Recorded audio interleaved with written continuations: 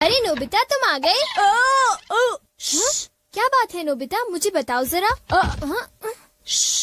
तुम इतनी जोर से मत बोलो, मॉम को पता चल जाएगा कि मैं घर पर हूँ और फिर शिजुका मुझसे सचमुच बहुत नाराज हो जाएगी। नोबिता, तुम घर आ गए हो ना? अपना होमवर्क किए बिना घर से बाहर मत जाना। ओफो, देखा ना, उन्हें पता चल ही गया। चिंता मत करो, मॉम शायद कहीं बाहर जा रही हैं। क्या सचमुच? लेकिन मॉम बाहर जाने में इतनी देर क्यों लगा रही है डोरेमोन? समझ नहीं आ रहा कि मैं कौन सी ड्रेस पहनूं। ये चुनना कितना मुश्किल है। अगर उन्होंने जल्दी नहीं की तो शिजुका मुझे बहुत डांटेगी। थोड़ा सब्र करो, मैं सोचता हूँ। आइडिया। हाँ? The seeing glass. अरे ये क्या है? बस देखते जाओ। मॉम, मैं आपके लिए चूज कर देता हूँ। इसे मुझ पर छोड़ दीजिए।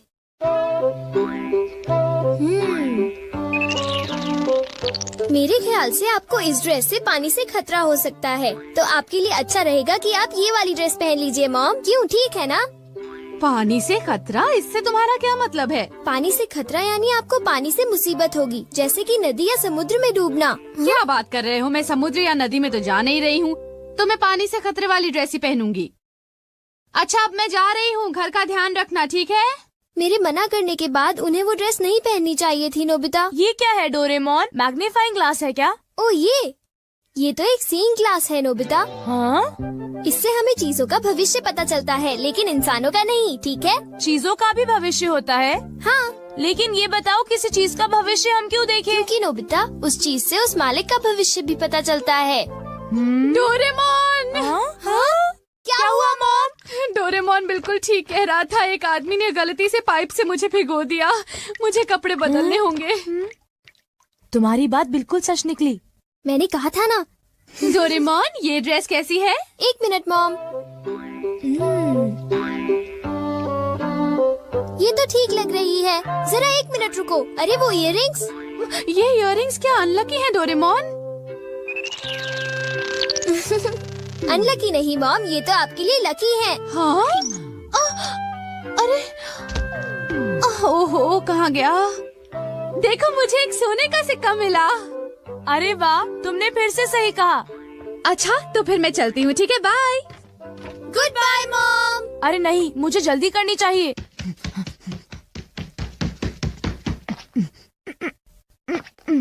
अच्छा डोरेमोन, क्या तुम अपने ग्लास से ये बता सकते हो कि मेरा फॉर्च्यून कैसा है? देखता हूँ। अरे ये क्या है? हाँ? जरा बताना, तुमने क्या देखा? मैं कुछ पक्का नहीं कह सकता। यहाँ तो पास फॉर्च्यून लिखा है नोबिता। पास फॉर्च्यून? लेकिन ये क्या है? मुझे तो कुछ समझ नहीं आ रहा। शायद ये स्पोर्ट्स से रिलेटेड होगा, क्योंकि उसमें बॉल या स्टिक पास करते हैं, है ना? हाँ, अब मैं समझा। तो ये है पास फॉर्च्यून। शायद एक डॉगी मुझे नोटों का एक बंडल दे दे। हाँ, हो सकता है। हो सकता नहीं, होगा। बाय, मैं चलता हूँ। अपना ख्याल रखना। 1 मिनट रुको। क्या हुआ? मैंने अभी देखा कि तुम्हें जियान से खतरा है। जियान से खतरा? क्या मतलब? देखो नोबिता, मैं पक्का नहीं कह सकता। नोबिता, तुम्हें तो मैं आज नहीं छोड़ूंगा। मुझे जियान से खतरा है। मुझे याद आया कि आज घर आते वक्त मैंने जियान के साथ खेलने से मना कर दिया था। अभी कपड़े बदलता हूँ। डोरेमोन, इन कपड़ों में मैं बहुत अच्छा लग रहा हूँ ना? ठीक है, अब मैं चलता हूँ। बाय। रुक जाओ। हाँ? अरे अब क्या हुआ? तुम्हारे चश्मे में सुनियों से खतरा दिख रहा है। क्या मुझे सुनियों से खतरा है? क्या मुझे अब उससे भी डरना पड़ेगा? इस बार मैं पक्का कह सकता हूँ। शायद तुम्हारे साथ ऐसा होगा कि सुनियो। क्या कह रहे हो डोरेमोन? सुनियो मुझे क्यों मारेगा? कहीं तुम अपने मन से कहानी तो नहीं बना रहे? बिल्कुल नहीं, मैं तुम्हें वो बता रहा हूँ जो लेंस मुझे दिखा रहा है। वैसे भी मुझे सुनियों से डरने की जरूरत नहीं है, क्यों समझे? ये जरूर शिजुका का फोन होगा। हेलो, मैं नोबिता बोल रहा हूँ। हाय नोबिता, देखो बात ये है कि मैं और डेकिसुगी पार्क में जा रहे हैं, घर पर मत आना। आई एम सॉरी, मैं तुमसे वहीं पर मिलूंगा, ठीक है? Okay. See you, bye bye. तो तुम जा रहे हो? हाँ बिल्कुल, मैंने वादा किया था डोरेमोन। आइडिया, अगर मैं बैम्बू कॉप्टर से जाऊंगा तो मुझे सुनियों से खतरा नहीं होगा।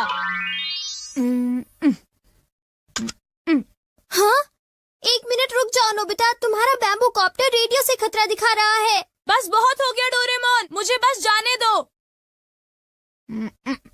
रुक जाओ नोबिता, मुझे उसकी चिंता हो रही है। मुझे लगता है मुझे उसके साथ जाना होगा। नोबिता, तुम्हें अपना ख्याल रखना है क्योंकि तुम्हें रेडियो से खतरा है। तुम घबराओ मत, मैं उससे बचने के लिए अपनी पूरी कोशिश कर रहा हूँ।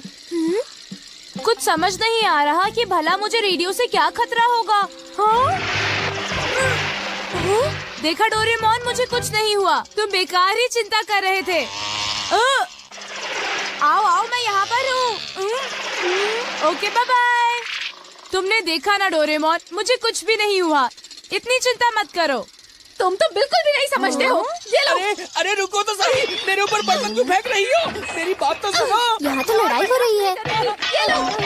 अरे रुको, ये तुम्हें क्या हो गया है? मुझे क्या हो गया है? अरे तुम्हें क्या हो गया है? ये लो। अरे कुछ तो ख्याल करो, मैं तुम्हारा पति हूँ। कैसे पति हो तुम? देखिए तो कितनी खूबसूरत शक्ल थी। मेरे साथ ऐसा क्यों हुआ? मैंने तुम्हें कहा था ना कि तुम्हें अपना ध्यान रखना होगा। हाँ वो तो ठीक है, मेरा चश्मा। हाँ? हाँ? मुझे लगा कि मेरे पैर के नीचे कुछ आ गया है। अरे सुनियो, वो मेरा है। अरे ये क्या, मेरा चश्मा तो टूट गया और अब मैं क्या करूँगा? कुछ दिखाई नहीं दे रहा। आगे से मेरे पैर के नीचे अपना चश्मा मत रखना, समझे तुम? मैंने उसे वहाँ पर नहीं रखा था, समझे सुनियो? ऐसा क्या? तो फिर वो चश्मे की गलती थी, मेरी नहीं थी, समझे? और वैसे भी मैंने कोई जानबूझकर तो उस पर पैर नहीं रखा था ना।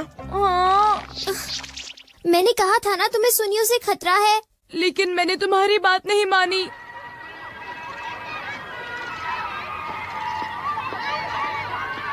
ये चश्मा पहनकर मुझे कुछ भी दिखाई नहीं दे रहा, क्या करूं? तुम्हारे लिए अच्छा होगा कि तुम ध्यान से चलो। जाकर बहुत मजा आएगा।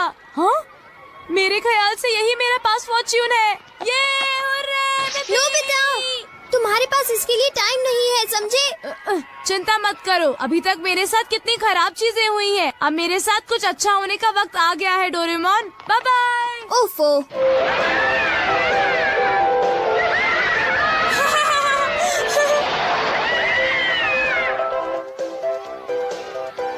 हाँ? वाह, कितना सुंदर नजारा है। आज मेरे साथ बहुत सारी बुरी चीजें हुई, लेकिन अंत में मैं आज बहुत खुश हूँ। अरे डोरेमोन नजर आ रहा है। हाँ? अरे देखो, नोबिता अभी तक नहीं आया। हाँ, लगता है कि वो किसी काम में फंस गया होगा। मैं तो भूल ही गया था। अरे अब मैं क्या करूं? ये तो खुल ही नहीं रहा है। Oh no! अरे सुनो, कुछ करो डोरेमोन, सुनो डोरेमोन। हाँ? अरे तुम्हें अब क्या हुआ नोबिता? देखो डोरेमोन, मैं तो शिजुका से मिलने के बारे में भूल ही गया। मैंने तुम्हें कहा था ना कि तुम्हारे पास इसके लिए टाइम नहीं है। अरे वो देखो, कहीं वो डोरेमोन और नोबिता तो नहीं है? प्लीज डोरेमोन, मुझे जल्दी से यहाँ से बाहर निकालो। हमसे झूठ बोला? तुमने सही कहा, मैंने उसे पहले ही चेतावनी दी थी और फिर भी उसने हमें धोखा दिया और बड़े मजे से अम्यूजमेंट पार्क में खेल रहा है। चलो उठो डेकिसुगी, हम लोग घर चलते हैं। हाँ ठीक है। अरे नहीं, देखो डोरेमोन, शिजुका वापस जा रही है। मैं फिर अपना वादा नहीं निभा पाया। शिजुका मुझसे नफरत करेगी। प्लीज डोरेमोन, कुछ करो ना, प्लीज कुछ करो। जब तक ये झूला नीचे नहीं पहुंचता, तब तक कुछ नहीं हो सकता। डोरेमोन प्लीज, तुम ऐसा मत कहो, मेरी मदद करो। इस पास फॉर्च्यून से तो मैं जरा भी खुश नहीं हूँ। प्लीज कुछ करो। हाँ? हे नोबिता, जरा मेरी बात सुनो, इधर आओ। क्या हो गया सुनियो, क्या बात हो गई? श्श, इतना जोर से मत बोलो। ये सिर्फ हम दोनों के बीच की बात है नोबिता। जी हाँ, नोबिता आ गया है, आप तुम इसे बता सकते हो। हाँ? सुनियो, नोबिता को तुम ही बता दो। अच्छा, तो जियान को शर्म आ रही है। बता भी दो, कोई इंटरेस्टिंग बात लग रही है, जल्दी बोलो। अरे थोड़ा सब्र करो नोबिता। ज्यादा मत हंसो। ये एक सीरियस स्टोरी है नोबिता, तुम्हें हंसी आ रही है? ध्यान से सुनो। वो दरअसल बात ये है कि हाँ? क्या? जियान को? ये मैं कभी नहीं मान सकता।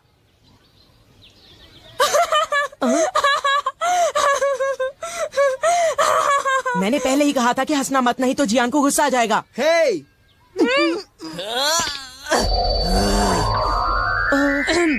ये एक सीरियस मैटर है, मैं सब कुछ समझ गया। ये बताओ जियान क्या करना चाहता है सुनियो? दरअसल बात ये है नोबिता कि जियान उस लड़की से दोस्ती करना चाहता है।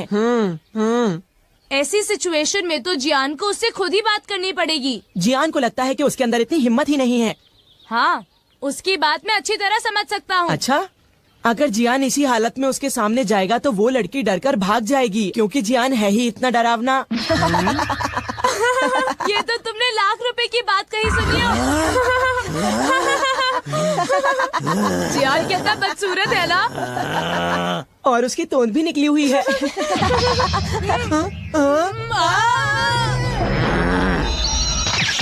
हे तुम दोनों, अच्छा रहेगा अगर तुम दोनों मुझे 1 घंटे में यही मिलो और एक अच्छा सा प्लान बताओ, समझे? ठीक है। मैं घर आ गया। कोई लड़की जियान जैसे लड़के के साथ दोस्ती कैसे कर सकती है? ये हंसने की बात नहीं है डोरेमोन, तुम समझते नहीं, मैं सच में मुसीबत में फंसा हुआ हूँ। अच्छा ठीक है, मुझे माफ कर दो। अच्छा बताओ जियान तुमसे क्या चाहता है नोबिता, बोलो। तो फिर सुनो। क्या जियान चाहता है कि तुम उसका नाम और एड्रेस पता लगाओ, और तुम्हें पता भी नहीं है कि वो लड़की है कौन, है ना? हाँ, वो चाहता है कि मैं उनके मिलने का कोई रास्ता ढूंढूं। पता है उसे तुमसे कोई गैजेट भी चाहिए। अजीब बात तो ये है कि उसने उस लड़की को देखा भी नहीं। क्या? तो उसे ऐसी लड़की से प्यार हुआ है जिसे उसने देखा भी नहीं है? आखिर ऐसा हुआ कैसे? वो एक दिन क्या हुआ, हम लोग पार्क के पीछे कुश्ती खेल रहे थे, तभी सुनियो ने एक फोटो खींची। वो फोटो यहीं कहीं होगी, जरा रुको। पता नहीं सुनियो ने ये फोटो क्यों खींची। ये देखो, ये है वो लड़की। जियान ने इस लड़की की तस्वीर देखी और उस पर लट्टू हो गया। तुम ही बताओ इसका क्या करें? ओह, तो ये लड़की है। जियान समझता है कि ये काम बहुत आसान है, लेकिन उसे कौन समझाए कि हम उसके लिए कुछ नहीं कर सकते। इससे तो कुछ नहीं होगा, पर हमने उसकी मदद नहीं की तो वो हमें मारेगा। कुछ है जो हम कर सकते हैं। क्योंकि मैं आखिर एक 22वीं सेंचुरी का रोबोट हूँ। क्या सच में? तुम सच में कमाल की हो डोरेमोन, थैंक्स अ लॉट। अब क्या करें? सबसे पहले तो हम इस लड़की की पूरी तस्वीर देखेंगे। क्या तुम ऐसा कर सकते हो? हाँ कर सकता हूँ, क्योंकि मैं एक 22nd हाँ पता है डोरेमोन। All purpose printer. अब देखो, इस प्रिंटर की मदद से सबसे पहले तो हम उस लड़की को पास से देखेंगे, ठीक है? और फिर आसपास की चीजें हटाकर सिर्फ लड़की को देखेंगे। वाओ, कितनी प्यारी है। हाँ सच कहा। वो तो अपने डॉगी को घुमा रही है। वो शायद रोज अपने डॉगी को पार्क में सैर करवाने लाती होगी इसी टाइम पर। ये लो। मेरे पास एक आइडिया है। जियान को उसी टाइम पर अपने डॉगी मूकू को वहाँ पर सैर करवाने ले जाना चाहिए। हाँ, इस तरह वो दोनों मिलेंगे, उनकी आंखें चार हो जाएंगी और जियान का काम हो जाएगा। हाँ तुमने सही कहा। और फिर वो बातें आगे चलकर वो गहरे दोस्त बन जाएंगे। हमारा प्लान कामयाब होगा। लेकिन ये गलत है। पर वो क्यों? वो इसलिए क्योंकि जियान को अच्छे से बोलना नहीं आता। मुझे डर है कि वो गड़बड़ ना करे। मॉल स्पीकर और उसके साथ एक माइक। तुम स्पीकर को उसके चेहरे पर लगा दो और किसी और को उसकी जगह बोलने दो। पता है, इससे तो गूंगे को भी परेशानी नहीं होगी। तो क्या अब तुम ट्राई करना चाहोगे नोबिता? बोलो। ओह, मुझे बहुत तेज भूख लगी है। मैं 10 डोरा केक्स खाना चाहता हूँ अभी। अरे वाह, मजा आ गया। जियान, तुम अपने डॉगी को सैर करवाने जाओ और वहाँ उस लड़की से मिलो। यही हमारा प्लान है। वो तो ठीक है, पर क्या ये प्लान काम करेगा? तुम उसकी बिल्कुल फिक्र मत करो जियान, मैंने बहुत अच्छी लाइंस याद की हुई हैं। मैं वादा करता हूँ कि तुम्हारी दोस्ती इस बार उस लड़की से हो जाएगी। वादा करते हो? फिर तो मैं ये जरूर ट्राई करूँगा। सुनियो। मूकू, चलो आज हम सैर करने चलेंगे। मेरे साथ चलोगे ना? चलो मूकू, अब हम निकलते हैं। कहीं तुम्हें बुखार तो नहीं है? मुझे पता है कि हमेशा तुम्हें जय को ही सैर करवाने ले जाती है। चलो पार्क में चलते हैं। हाँ? तुम्हें लगता है कि आज बारिश होने वाली है? बिल्कुल नहीं, कुछ भी हो जाए आज हम सैर करने जाने ही वाले हैं।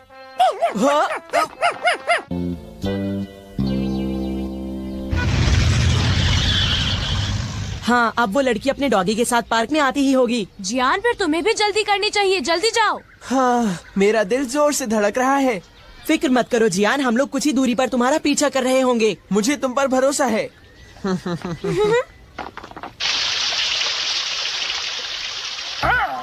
अब चलो मूकू, आखिर तुम ये कर क्यों रहे हो? क्या हम तुम्हें रोज खाना नहीं देते? ये डॉगी तो अजीब हरकतें कर रहा है। का टाइम नहीं है, मुझे खुद ही कुछ करना होगा।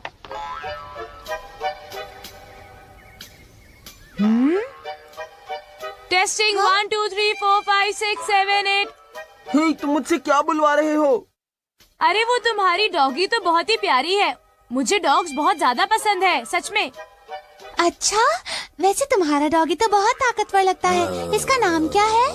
इसका नाम मियूक है। नहीं रुको, इसका नाम बेंजी है, सच में। अरे मेरे डॉगी का नाम भी बेंजी है। अजीब बात है, दोनों का नाम एक ही है। तो फिर हम लोग एक काम करते हैं, तुम्हारे डॉगी को हम छोटा बेंजी कहेंगे और मेरे डॉगी को बड़ा बेंजी, ठीक है ना? ये तो अच्छा नहीं लग रहा। मैंने गड़बड़ कर दी, मुझे सुनियो को ही बुलाना चाहिए। बस करो मुकू।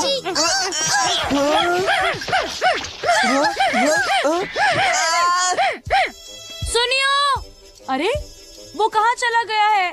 सुनियो, नोबिता, नोबिता, मैं यहाँ हूँ। आवाज यहाँ से आ रही थी। नोबिता, जरा ये बताओ कि क्या वो लड़की आई? हाँ, आ गई है। ऐसे टाइम पर अरे तुम सब्र अंदर क्या करो कर नोबिता, रहे मैं हो? आ रहा हूँ। मैंने कहा ना, रुक जाओ। हाँ, मेरा बेंजी। ओह, मेरा बेंजी। तुम बहुत ज्यादा बुरे हो।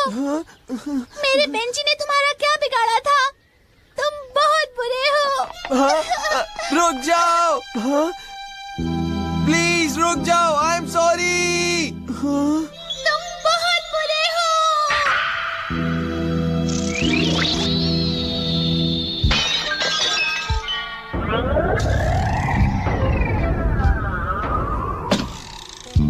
सब कुछ बर्बाद हो गया, सब खत्म हो गया।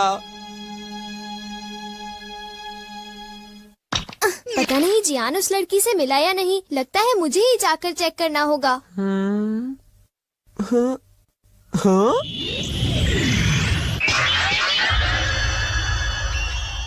अरे लिखा है कि पेंट गीला है।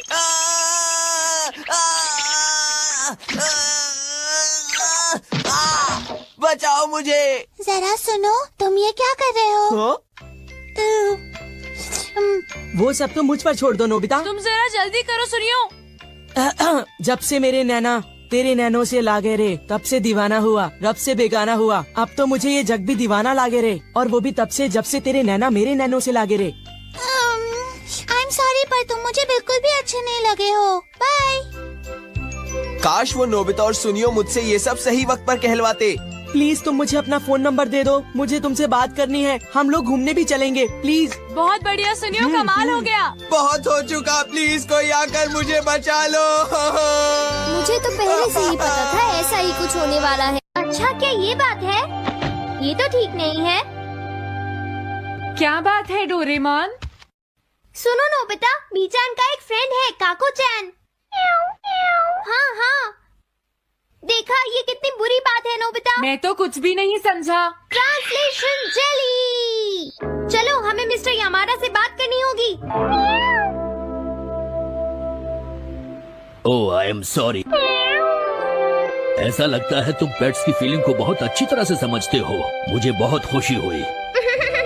बताओ मीचान, अब तो तुम खुश हो ना? हाँ? तुम्हें लगता है यहाँ और भी पेट्स हैं जिन्हें कुछ प्रॉब्लम है? इसने सही कहा डोरेमोन, मुझे यकीन है यहाँ और भी पेट्स होंगे जो कुछ कहना चाहते होंगे। कुछ समझे? हाँ, तुमने ठीक कहा, लेकिन मैं हर पेट को तो ट्रांसलेशन जेली नहीं खिला सकता ना नोबिता। ये ठीक रहेगा। The pet phone. क्या ये एक पेट हॉटलाइन होगी? बिल्कुल सही। हम इसे स्कूल के पीछे वाली पहाड़ी पर सेट करेंगे और अपने फ्रेंड्स के जरिए मीचान सबको इसके बारे में बता देगी और हम अपने रूम में ही बैठकर सब सुनेंगे। ये तो बहुत फास्ट है। हेलो, मैं पेट हॉटलाइन से बोल रहा हूँ। हेलो, मेरा नाम कैथरीन है और मैं अपना रास्ता नहीं ढूंढ तुम खो गई हो, अपने ओनर का नाम और एड्रेस बताओ। Mrs Sukita, house number 4। समझ गया, तुम वहीं रुको, हम अभी आते हैं। जल्दी करो नोबिता। कैथरीन, तुम कहाँ हो?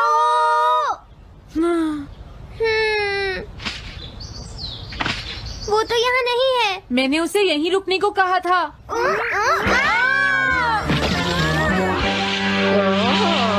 अरे ये क्या, कैथरीन एक एलिगेटर है। Easy carry gloves.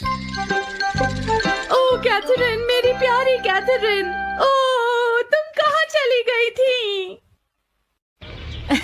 कैथरीन नाम की वजह से मुझे लगा कि वो एक कैट है। मुझे खुशी है वो पहुँच गई।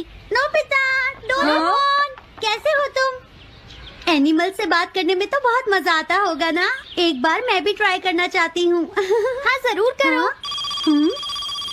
हेलो, मैं पेट हॉटलाइन से बोल रही हूँ। मैं सोनियो के घर से बैरन बोल रहा हूँ।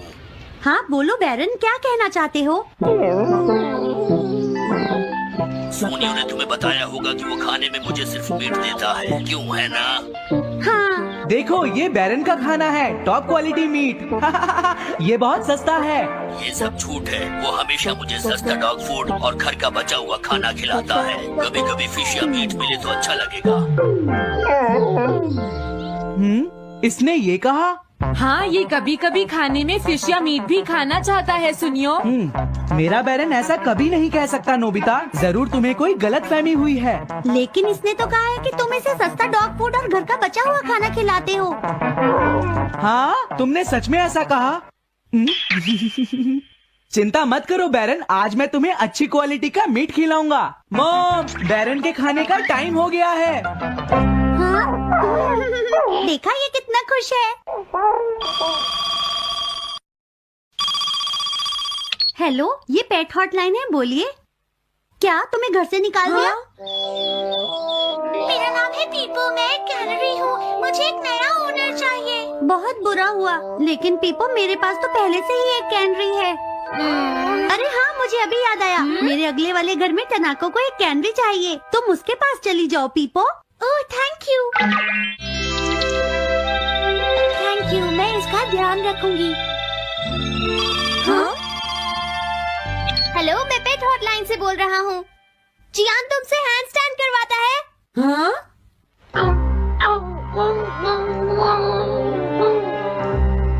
क्या मूकू? वो हैंडस्टैंड प्रैक्टिस से परेशान हो चुका है जियान। मूकू की फीलिंग्स को समझने की कोशिश करो जियान। लेकिन उसे तो ये बहुत पसंद है। लेकिन तुम उससे हैंड स्टैंड करवाते ही क्यों हो? मैंने टीवी पर एक डॉग को ऐसा करते देखा था। मेरा मूकू भी एक स्मार्ट डॉग है। वो भी shake, back and turn around कर सकता है और इसीलिए वो हैंड स्टैंड भी आराम से कर सकता है। लगता है मूकू से तुम्हारी बात करवानी ही पड़ेगी। हे मूकू, सुनो, मैं बोल रहा हूँ। तुम कुछ कहना चाहते हो तो कहो।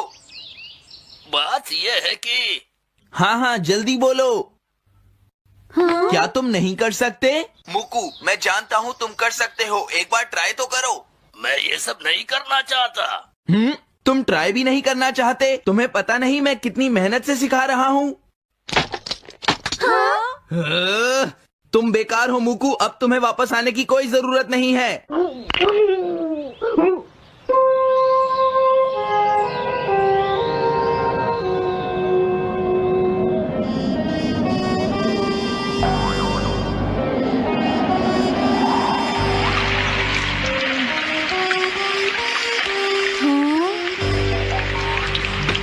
मैंने टीवी पर देखा है आज बहुत तेज बारिश होगी।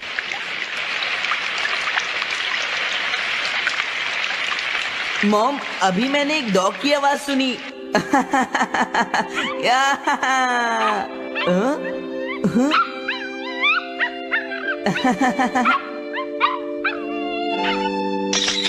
अरे मूकू, प्लीज थोड़ा धीरे चलो।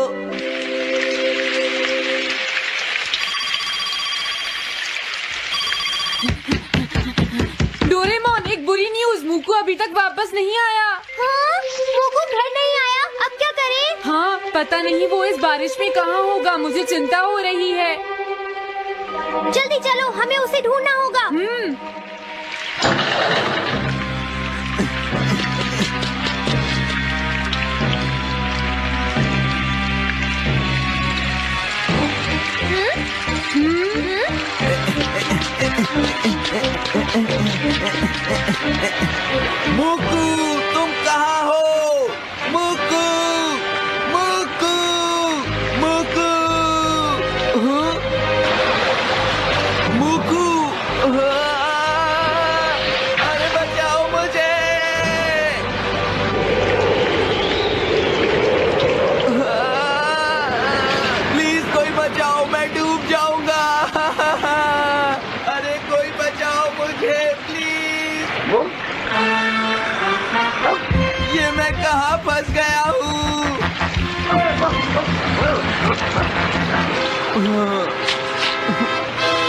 अब मैं क्या करूं?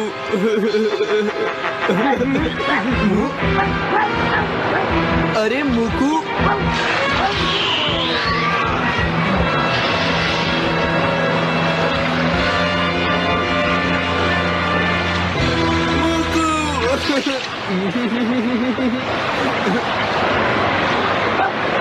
क्या हुआ?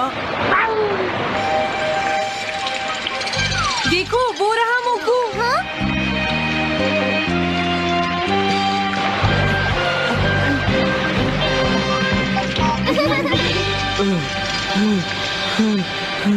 मुकू, प्लीज मुझे माफ कर दो। मैं बहुत बुरा हूँ, मैंने तुम्हें घर से निकाल दिया। अब मैं तुम्हें कभी परेशान नहीं करूँगा। तुम बहुत अच्छे हो मुकू।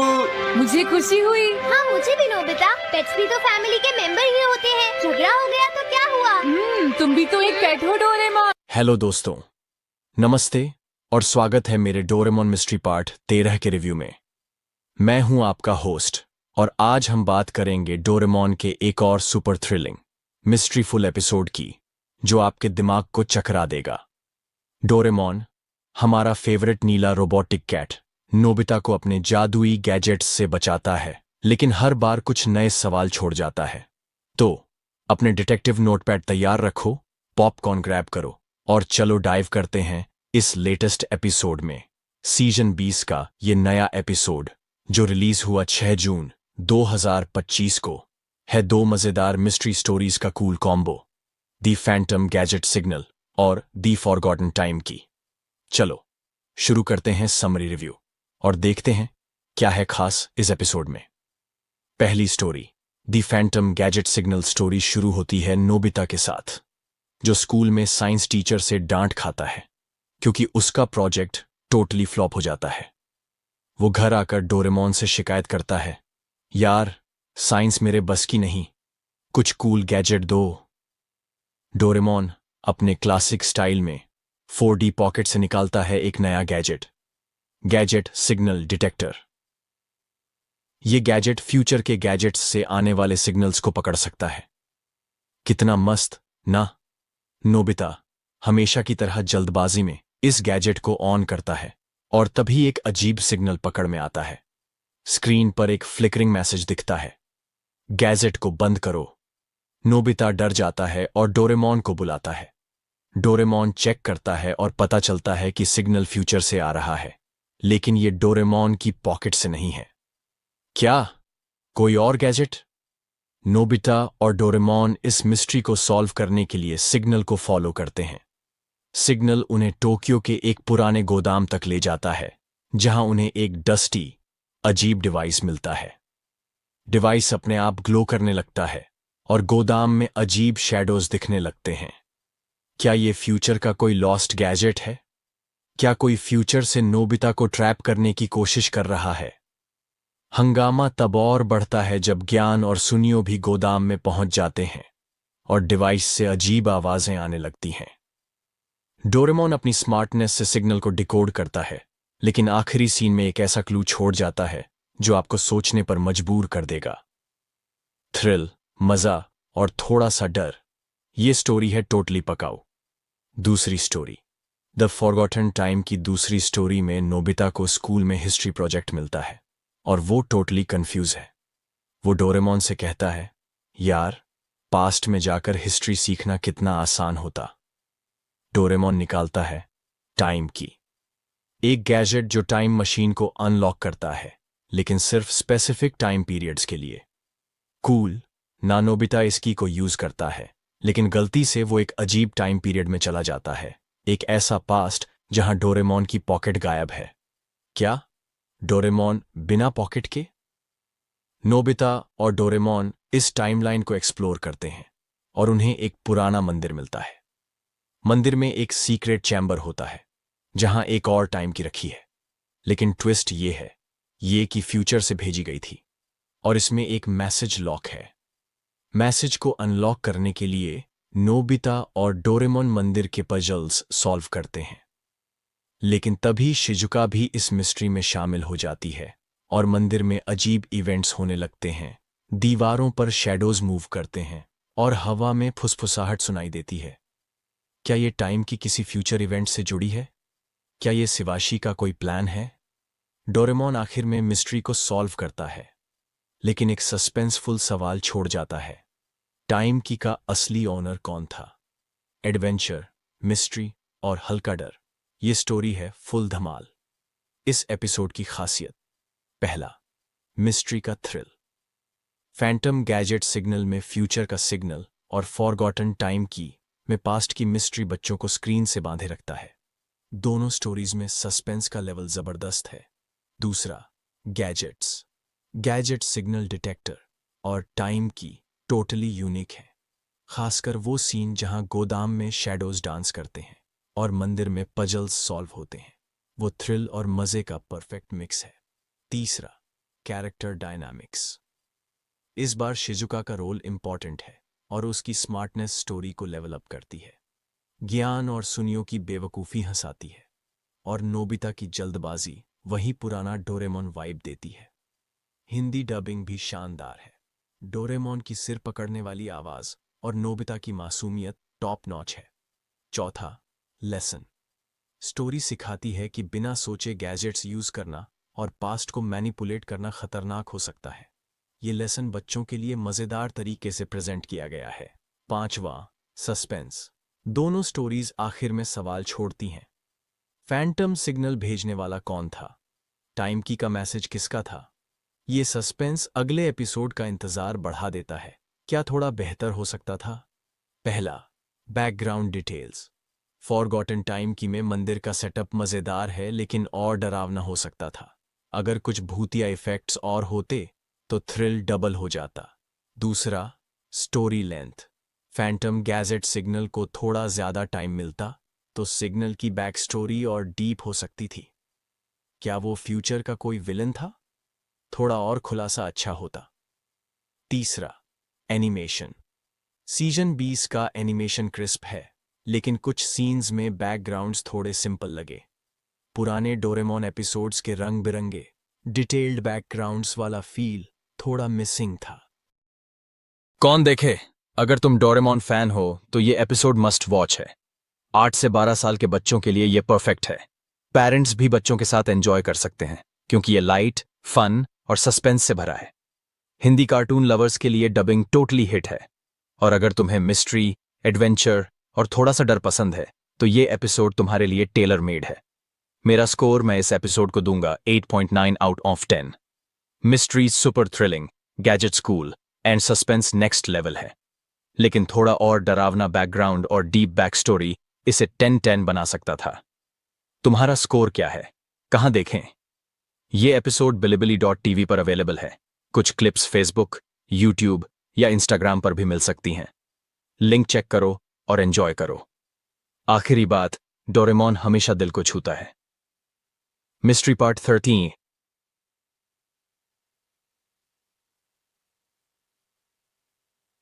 वही पुराना डोरेमोन मजा लाता है। नोबिता की बेवकूफी, डोरेमोन के गैजेट्स और ढेर सारी मिस्ट्री। इस बार फैंटम सिग्नल और टाइम की का सस्पेंस इसे एक्स्ट्रा स्पेशल बनाता है। तो अपने बचपन को फिर से जीने के लिए ये एपिसोड जरूर देखो। कमेंट्स में बताओ तुम्हारा फेवरेट डोरेमोन गैजेट कौन सा है। मेरा तो टाइम मशीन है। और हां, क्या तुम्हें लगता है कि फैंटम सिग्नल शिवाशी का था या कोई नया ट्विस्ट है?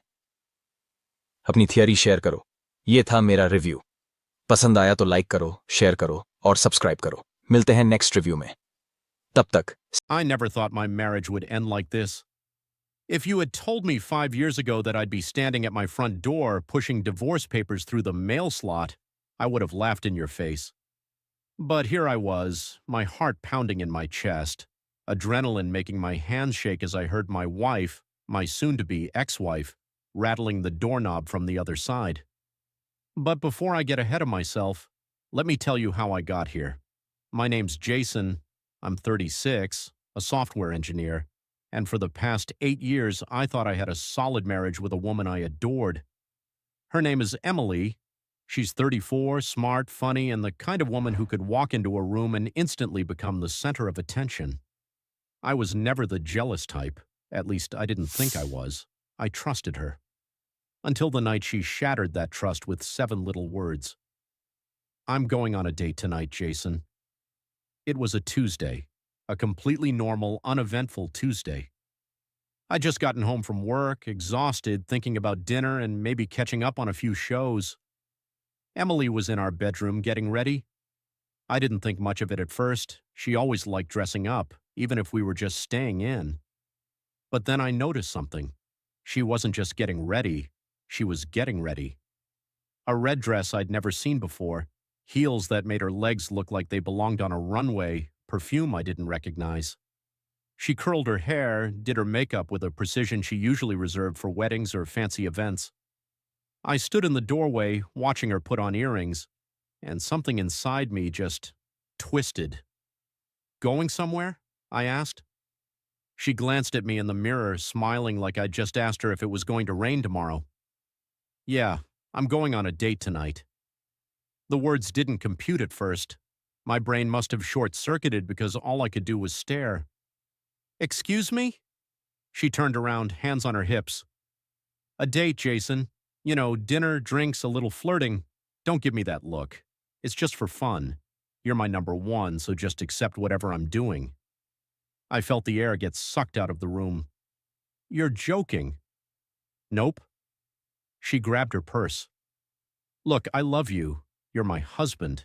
But I need some excitement, and I don't see why that has to be a bad thing. I'll be back later, and then we can have our own fun. And just like that, she walked past me, heels clicking against the hardwood floor. I stood there for a long time, staring at the empty doorway, my mind a complete blank. It wasn't just the words. It was the way she said them. Casual, like she was announcing she was going to the grocery store. Like I should just nod and wave as she walked out the door to go cheat on me. Like I was supposed to be okay with this. I wasn't okay with it. I don't even remember sitting down, but at some point I found myself on the couch, my hands clasped together, trying to control the pure rage bubbling up inside me. And then something in me snapped. If she thought I was just going to sit here, waiting like some idiot while she went off to God knows where with some guy, she had another thing coming. She wanted excitement? Fine, I'd give her some. I grabbed my phone, opened my banking app, and transferred every single dollar out of our joint account into my personal one. Then I called a locksmith. How fast can you change the locks on a house? Tonight? About an hour, give or take. Do it. And then I packed. I went through the closet, the bathroom, the drawers, grabbing every last thing of hers I could find and stuffing it into garbage bags. Jewelry, makeup, clothes, shoes. Everything went into the trunk of my car. By the time I finished, the locksmith was wrapping up. I paid him, locked the door behind him, and drove to Emily's mom's house. She answered the door in her bathrobe, confused as hell when I started hauling garbage bags onto her porch. Jason? What the hell is this? Emily's stuff, I said flatly. Why dash? Ask her when she gets home. And then I left. Back at the house, I printed out the divorce papers my lawyer had sent me months ago, the ones I never thought I'd actually need. I signed my part, sealed them in an envelope, and waited. The night stretched on, silent except for the ticking of the clock. My stomach was in knots. My heart felt like it was being crushed in a vice. I kept imagining her laughing with some guy, touching his arm, whispering in his ear. At 2:13 a.m., I heard the sound of a car pulling into the driveway. I stood up, my pulse hammering. The front doorknob rattled, then again, then... Jason? Her voice was muffled through the door. Why won't the door open? I walked up to the door, held the envelope against the slot, and shoved it through. You're not living here anymore, I said. Silence. Then, what the fuck, Jason? Open the door. I leaned against the wall, listening to her pound on the door, scream my name, demand I let her in. But I didn't. I just stood there, feeling empty. She wanted excitement? Well, she got it. I wasn't always this cold. I wasn't always the kind of man who could lock his wife out of the house in the middle of the night, ignore her screaming, and feel nothing. Once I was the kind of man who would have done anything for Emily. We met in college. I was 21, finishing my degree in computer science. She was 19, studying marketing, all bright smiles and easy laughter.